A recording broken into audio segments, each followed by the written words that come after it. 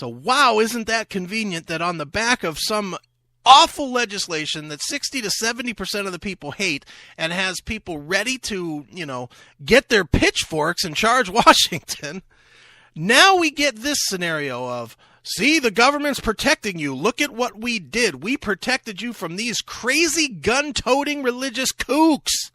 That's what they're saying here. According to the website, it says, Jesus wanted us to be ready to defend ourselves by the sword and stay alive using equipment. Hootery.com reads, really? Jesus wanted you to defend yourself using the sword and stay alive using equipment? Funny that I don't call myself a biblical historian or a theologian or anything like that, but I don't ever remember Jesus going for the call to arms.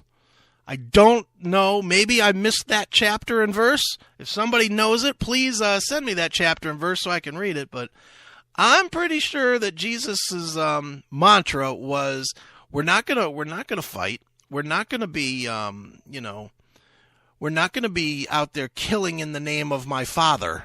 That was not the message that Jesus was putting out there. But apparently he was to this group. The only thing on earth to save the testimony and those who follow it are members of the testimony till the return of Christ in the clouds. We, the Hootery, are prepared to defend. They are prepared to defend all those who belong to Christ and save those who aren't. We will still spread the word and keep. God, I can't read today. We will still spread the word and fight to read it up to the time of the great coming. So there you go. You mix everything in, and you get a nice little hysteria thing here, and to incite the people to say, "Yep, the religious people are nuts. They're gun-toting crazies that are going to kill me in the name of the Lord." That spells, wow, does that spell Democratic agenda there on so many fronts.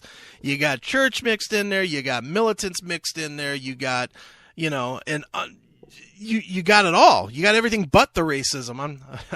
I'd love to say that's in there too. I can't believe that they haven't put out a story yet that says former Klan member blah blah blah was a member of this group and blah blah blah blah blah. That's all that's missing on this story. So this story clearly feels very, very, very government-sponsored to me. I don't know that it is or it isn't, but I will say this. I, for one, never buy into anything that I watch on the news. Nothing. I said it to you guys last week. I'll say it to you again this week. If you truly want to know what's going on in the world, and you truly want to be prepared for what is really going on, not only in the world, but in this country, you cannot get your news from news sites. If you are a person that gets your news from Fox News or CNN or MSNBC or Rush Limbaugh or Glenn Beck or Keith Olbermann or Rachel Maddow or Anderson Cooper or Wolf Blitzer or whomever on television or radio, Sean Hannity, you do not know what's going on. You just don't. You're uneducated. You need to find out what's going on by reading everything. Check out the BBC. Check out Al Jazeera. Check out the American-run sites. Check out any news source you can find outside of the mainstream. Everything in the United States mainstream is slanted, so don't go there. And when you look at different things and you read it, look, I read Infowars.com a lot. It's Alex Jones's website, and he's regarded as a conspiracy theorist, because he takes facts and he puts it his own way. And I respect Alex for doing that, and I don't believe everything he says, and I don't believe everything that Fox News says, and I don't believe everything that CNN says. You're stupid if you believe any of it.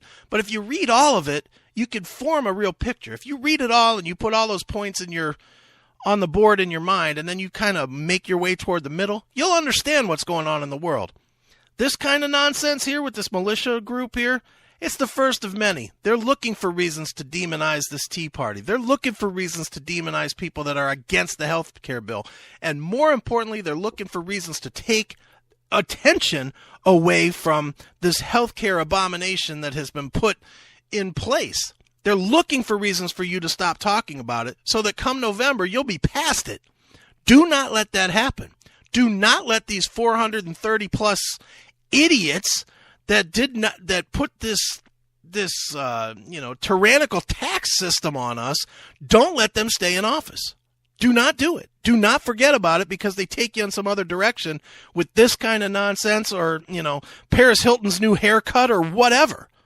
You got to keep focused on what's important to you. And what needs to be important to you is the Constitution and the Bill of Rights and the freedoms that you were given with this country. So keep that in mind when you see stories like this militant militia nonsense out there. And you'll at least be a more informed person for doing so. All right, it's Chris Aiken. It's All the News. And when we get back, we are going to look at one of the guys that voted in this health care bill. I figure I'm not going to let go of this health care bill thing for a while. I'm going to bring it up a little bit every week if I can, if I find stuff that's of interest. And this week I did. I want to introduce you to one of the people that voted for it. So this person was elected. He's an elected official. He got a vote. And this person voted for the health care bill.